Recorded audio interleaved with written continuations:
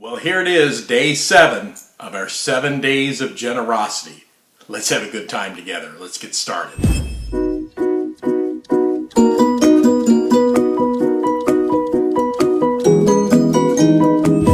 As we wrap up our 7-day challenge, we come to one of the last things that happens in the life of Jesus before he spends time at the Passover with his disciples, then the garden, then the arrest, then the trial, then the execution of the crucifixion, the burial, and finally the resurrection, which we will celebrate either tomorrow or today, whichever time you watch this video.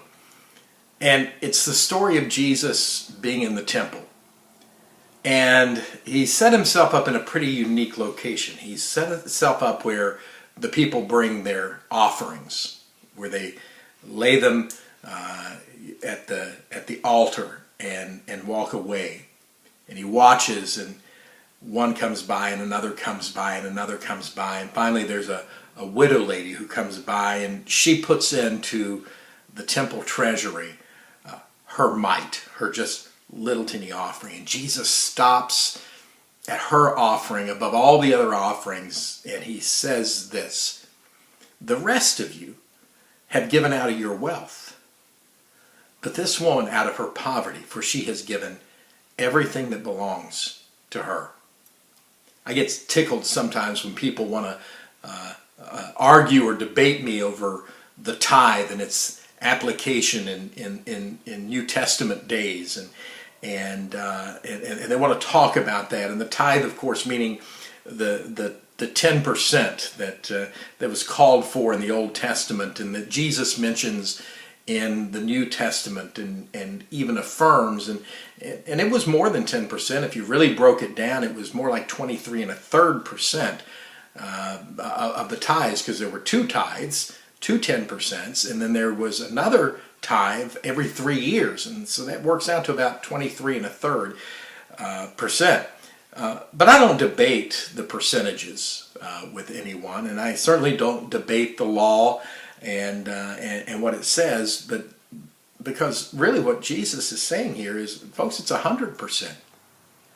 You know, the widow lady used 100% of what she had. I don't think because she knew she was going to die the next 10 minutes or the next day. She did it because she trusted God to provide for her needs. And somehow God must have said to her, "This is what I want you to do," and she did it. She did it out of her poverty. It's a reminder as we finalize this last day of the 7 days of generosity, that generosity requires sacrifice and it requires faith. It requires a giving that is beyond our ability sometimes to figure out, and it requires a trust in God to take care of us. That's what giving is. It's discipleship. It's growing to be more like God. It's why my prayer is that you won't end this 7 days and say, "Okay, well, I did a 7-day generosity challenge. Glad I don't have to do that anymore." No, my prayer is that we would take what little teeny bit that we've learned here, and if we've applied it in any way and we've seen what God can do with it, and we've been blessed to watch that happen, then we would say, we want to live this way. We don't want to just do it when the church says we're doing this promotion.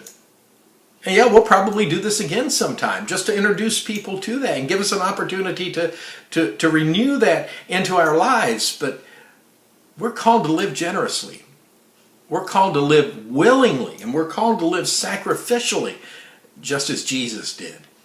And so, again, daily ask the Father, "Father, what do I have that belongs to you," which means everything I've got, "that you want to use today, right now, to bless somebody else, to show your glory to somebody else, to show your love for somebody else," and then join him in it, willingly, sacrificially, and certainly expectantly of what God can do. God bless you. Thanks for participating in this 7 days of living generously.